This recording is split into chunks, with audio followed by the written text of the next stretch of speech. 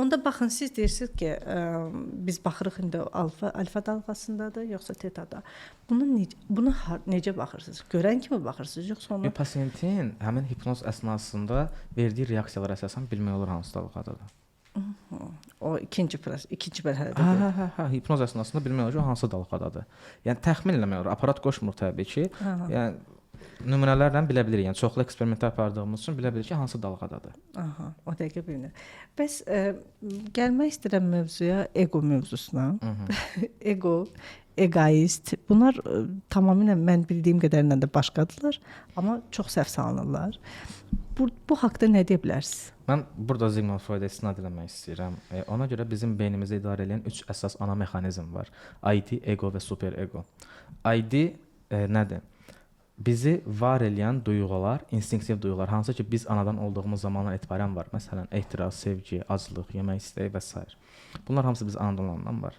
Sonra gəlir ego. Ego nə deyir? Bütün bu duyğular deyir ki, indi olsun, daha çox olsun. Superego nə edir? Bu ikisi arasındakı savaşın balanslaşmasını təmin edir.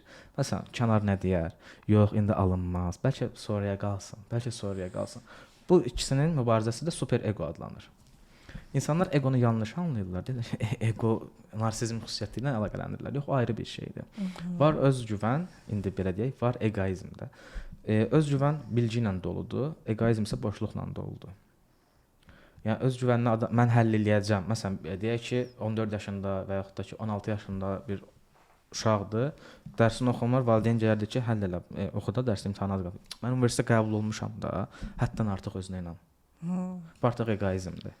Əslində burada valideynlərin də rolu var. Təbii ki. Ona yüklədiyi məsuliyyətdir. Yəni, uğursuz övladların yetişməsinə səbəb olan valideynlərdir. Niyə? Uşağın potensialı 100-dür. Bütün valideynlər mən görməmişəm ki, deməsin, mənim uşağım da başqadır, mənim uşağım dahidir. 5 dəqiqə oturur, oxuyur, yadında qalır və s. 100-də axı uşaq da bunu eşidir. Potensialı qalxır onun beynində 200-ə, deyək ki 150-yə. Uşaq da hər zaman 100 potensialını göstərir, amma onun beynində bir məsuliyyət yüklənir baxı 150. 150-yə çata bilmədiyi üçün yetərsizlik. Onda nə olur uşaq? Yetərsizlik sindromu yaranır.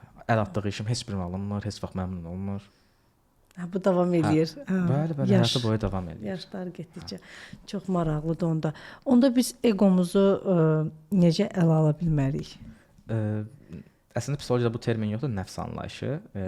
Yəni mənim, daxili mənimizi anlamalıyıq burada. Yəni mən niyə bu hadisələri, burada da gözəl bir söz var. Haçana kimi mən, cavab isə başa düşənə kimi sən. Hə. Başa düşdüyümüz an artıq biz o egoizmdən də uzaqlaşırıq, nəfsimizi də tapırıq. Nəfsimizdən uzaqlaşdığımız zaman dində həqiqi Allahı tapırıq, burada isə həqiqi özümüzü tapırıq. Əslində əlaqəlidir, Allah da yəni şah damarımızla yaxın. Bəli.